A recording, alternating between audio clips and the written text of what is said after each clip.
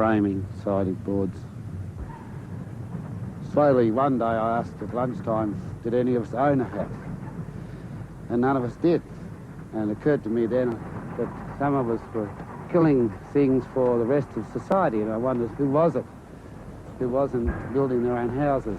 And I decided never to cut a tree down unless I needed to cut a tree down, and I haven't ever needed to cut a tree down, so it shows you the amount of destruction that you can create when you're thinking about what you're doing, I suppose.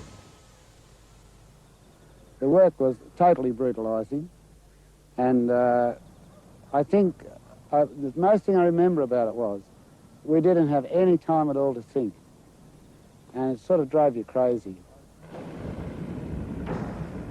But the machine promised to put an end to mindless toil, and monoculture became the new method of production. It offered a vision of feeding the world with mile upon mile of single crops. Today, over half the world's produce consists of just 4 easily harvested plants: wheat, rice, maize, and potatoes.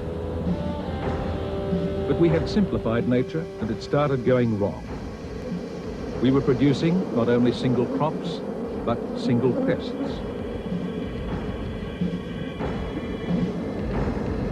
The battle began. Exposed to attack, the farmer was forced to defend his fields against the ravages of disease and predators.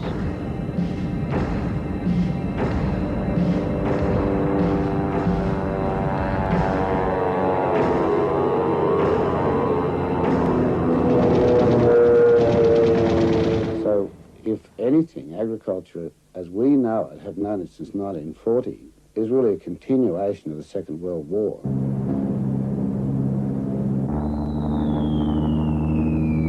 Since 1940, 70% of our soils have been destroyed. With all the armaments and chemical manufacturers directing their weapons against nature. 40% of the water of the world has been poisoned by agriculture. A species is lost every 6 minutes. Nothing on earth is so destructive. If we don't stop agriculture, then we're all dead. In 20 years, there will be 1/3 the arable land to feed twice as many people.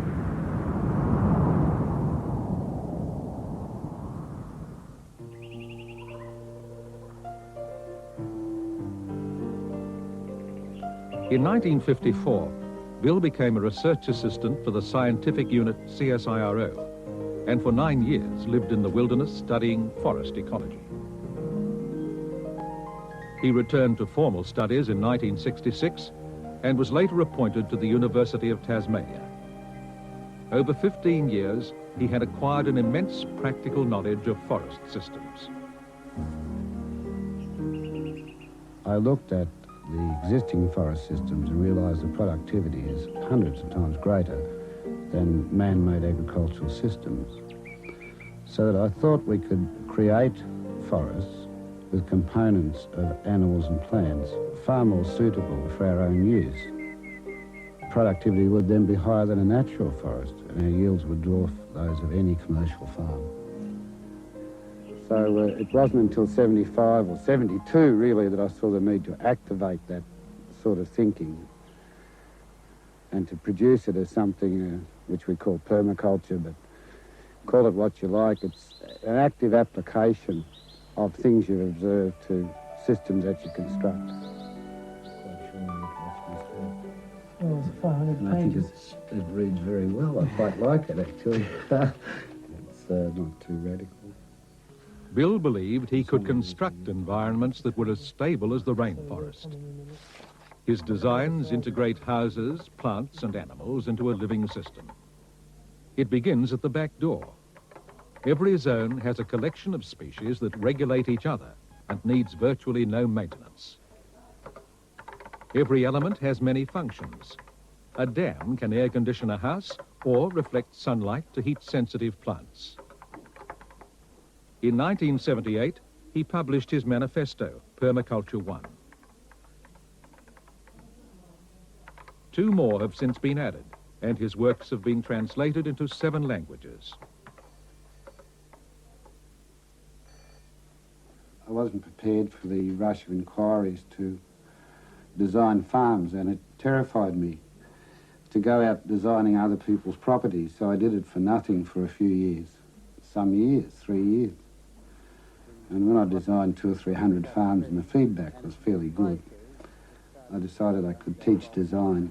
But up to that point, I wouldn't have thought of teaching design. Land what before our eyes there hasn't produced anything, and what will we do with it? It's only a matter of which sort of forest. We can have it in long-term, high-quality timber. Mollison was prepared to teach anyone who would listen. With the rise of the environmental movement, he found a ready audience.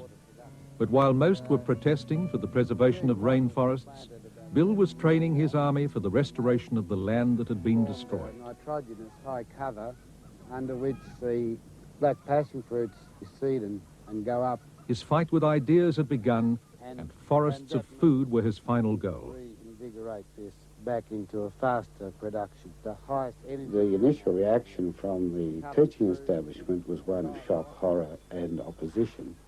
And I could say that the whole of the educational establishment almost rose against me. I was invited to speak to august bodies with the object really of tearing me to pieces.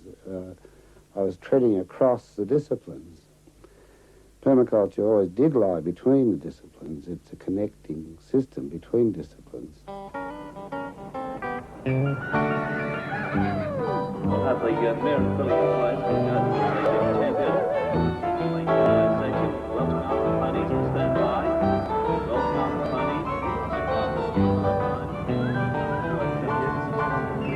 But Mollison's ideas kept growing, and his band of converts turned to influencing the mainstream. Once a year, every major town holds a show, and the local permaculture group has its stall next to the tractor and pesticide companies. Handing out seedlings and show bags, they hope they'll win the war, but they are up against powerful forces. Agriculture is the cultural and economic backbone of the lucky country.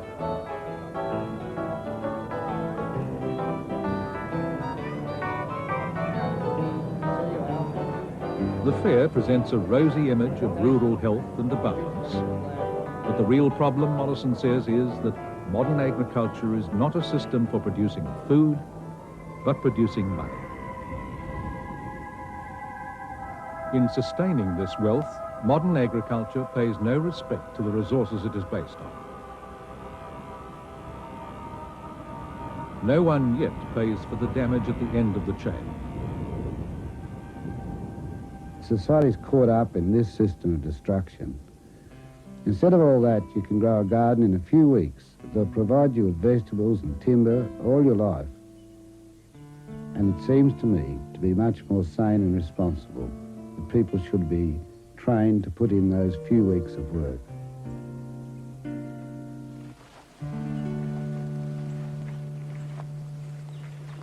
This is the thinking man's potato patch. You use Saturday supplement of the newspaper and turn disinformation into food. This is the best use for advertising, best use for news, bad news. This is going to be good news one day.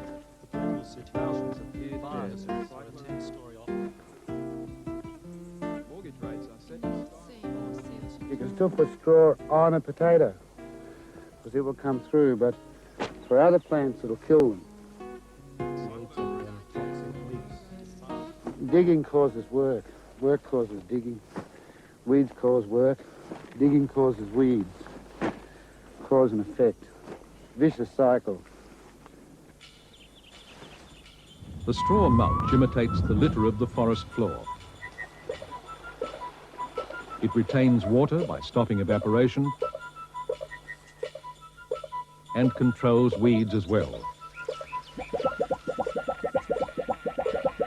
Straw. And this is where the designer turns into a recliner. You can rest in your garden. If you have it already well planted, you can pretend to be working in the garden and be invisible from the house.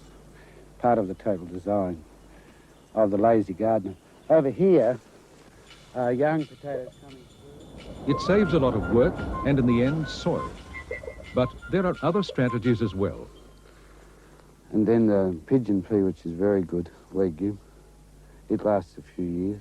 Bill thinks planting is a lot easier than weeding. And if you have enough plants in, there's no room for the weeds. So the only work the gardener needs to do is a leisurely stroll, whilst admiring the wonders of nature at work. This is a acacia fimbriata, which is a very good chicken forage. And this is, it's got a lot of good characteristics. Its cradle area, first of all, it's brittle and it's easy to mulch. And then it also is one of the group of legumes that catches nematodes in its roots. It has three little cells like this. A nematode comes through and it strangles them and eats them. All plants are carnivores. They eat you in the end. Bill expects to do a lot more eating himself before he's eaten by the plants. Coriander, which is another volunteer, we didn't plant it.